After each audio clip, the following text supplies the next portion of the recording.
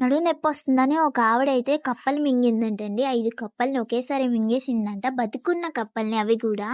అసలు విషయం వస్తే ఒక ఆవిడకి బాగా బ్యాక్ పెయిన్ అయితే వస్తుందంట. సో, అంతా ఫోన్‌లో సెర్చ్ చేస్తే ఒక వీడియో చూసిందంట.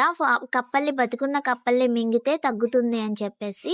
సో, తనేం చేసిందంటే అక్కడ వాళ్ళకి పాములు గట్ట ఇవన్నీ తింటా ఉంటారు గదా! సో, అలాగనే బతికున్న కప్పలనైతే తెచ్చుకొని డైరెక్ట్‌గా మింగేసిందంట. ఇంకేముంది బతికున్న కప్పల్ని మింగితే ఇంకా కడుపు ఉంటుందా?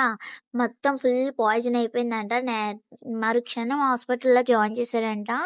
1 వీక్ అయితే హాస్పిటల్‌లోనే ఉందంట. ఫుల్ పాయిజన్ అయిపోయి ఇన్ఫెక్షన్ వచ్చేసిందంట. సో, ఇప్పుడు కొంచెం పర్వాలేదు అన్నారంట డాక్టర్ గారైతే. సో, వీడియో చూసాకైతే నాకు చాలా భయమేసిందనమాట. ఇలా కూడా ఉంటారా? తినేస్తారా అలా కప్పల్ని అనిపించిందనమాట. అవి చూస్తేనే భయమేస్తుంది నాకైతే. అలాంటిది ఎలా తిన్నదబ్బా అనిపించింది. ఇక్కడికొచ్చేసరికి రాగి తోపైతే చేస్తున్నాను. ఐరన్ ఫుడ్ కదా! చాలా బెనిఫిట్స్ అయితే దీంట్లో ఉంటాయనమాట. బ్యాక్ పెయిన్ గానీ, మనం ఎక్కువ వర్క్ చేస్తున్నప్పుడు హ్యాండ్స్‌కి పెయిన్ కానీ వస్తాయి గదా! సో, అవైతే తగ్గుతదనమాట. అలాగా రాగి తోప ఎప్పుడు తింటా ఉండండి. వీక్లీ 1 టైమ్ అయినా రాగి తోప తినండి. బావుంటుందంట. హెల్త్ మాత్రం చాలా బావుంటుంది. మా అమ్మగారైతే చాలా ఎక్కువగా పెట్టేవారు. ఇదొచ్చేసరికి ఇప్పుడు దొండకాయ ఫ్రై, ఇంకా చారు అయితే ఫ్రై చేస్తున్నాను.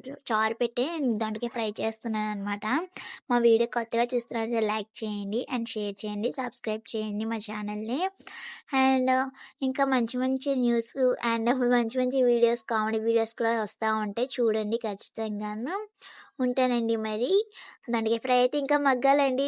పచ్చిగా ఉందని అనుకోకండి. నేను ఇప్పుడుతోనే వీడియో ఆఫ్ చేసేస్తున్నానండి. కొంచెం కారం కూడా వేయాలి. ఇంకా బాగా మగ్గాలనమాట. చిన్న ముక్కలు కట్ చేసినా సరే ఇంకా స్పీడ్‌గా మగ్గుతా లేదు.